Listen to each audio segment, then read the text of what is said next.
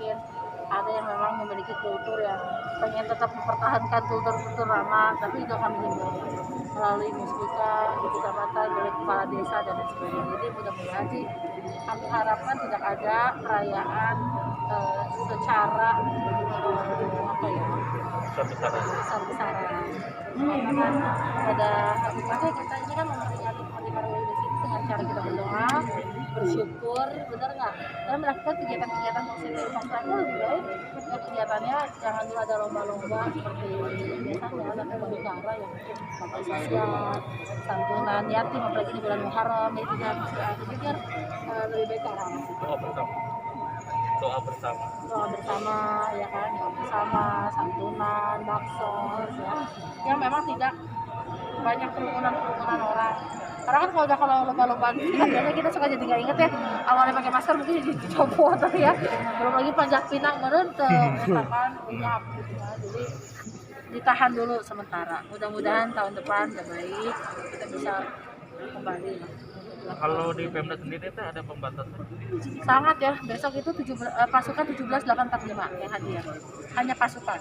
Sedangkan yang datang kalau peserta upacara itu tidak lebih dari 40 orang. Jadi kalau peserta upacara di belakang pasukan itu hanya 15, TNI 5, Polri 5, Sipil 5. Dan itu 15 orang ditambah muslimnya beserta istri. Hanya itu saja. Para kepala OPD di kantornya masing-masing melalui Zoom, para camat dan muslimnya juga di kecamatannya masing-masing melalui virtual, kepala desa juga sama. Jadi kita nggak ada dan kita beberapa rangkaian kegiatan ini dihilangkan, seperti misalnya reuni gunung kita nggak ada, ini acara yang memang pokok-pokoknya saja kita lakukan.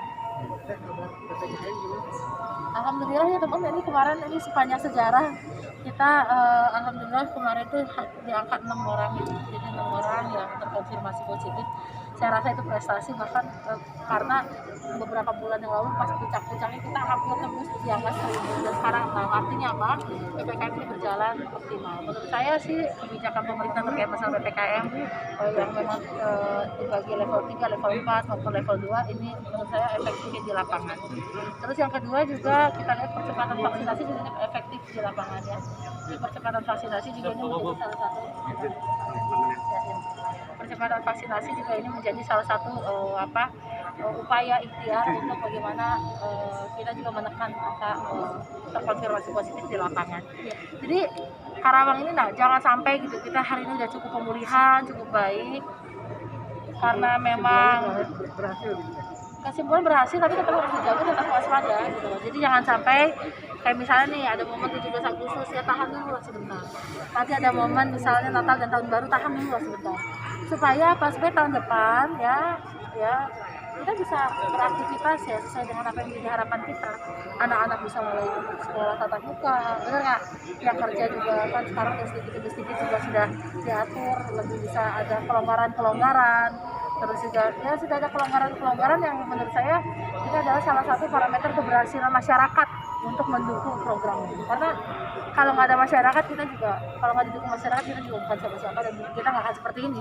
Tapi dengan turunnya angka positif bakal ada pelonggaran nggak kegiatan masyarakat? Ada pelonggaran? Sebenarnya kan begini ya, kalau mau jujur teman-teman, emang selama ini kita pernah nggak ada kok. Orang kan bisa beraktivitas. Yang penting begini, mohon maaf. Yang penting keluar rumah pakai masker.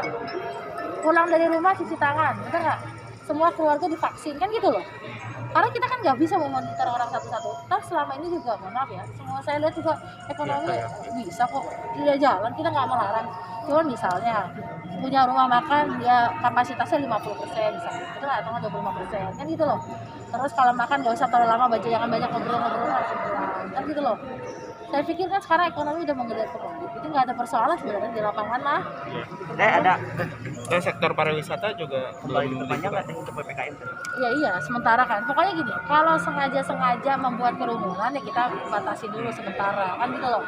Sesuatu yang tidak bersifat primer, sesuatu yang tidak bersifat urgent, kayak yang memang berkaitan dengan ekonomi kita tahan dulu. Kalau hanya bersifat tersier, hiburan dan lain sebagainya, ya kita tahan dulu kan. Ini diperpanjang tapi ada pelonggaran gitu. Kan sekarang sudah ada. Dengan PPKM level 3 ini pelonggarannya kan sudah cukup jelas, makanya bisa beribadah bisa, cuman dijaga kan gitu loh ya kan, prokes harus ketat, dijaga jaraknya. Mau udah bisa buka sudah, tapi ada syarat-syaratnya kan gitu loh. Kawasan juga udah bisa satu shift 50% nggak ada kan, itu udah jelas tuh, udah jelas ada kelonggaran lah selama ini. Terkait kualifikasi ganjil genap itu teh gimana? Katanya Saya ditangguhkan. gini ya, itu kan bukan kebijakan saya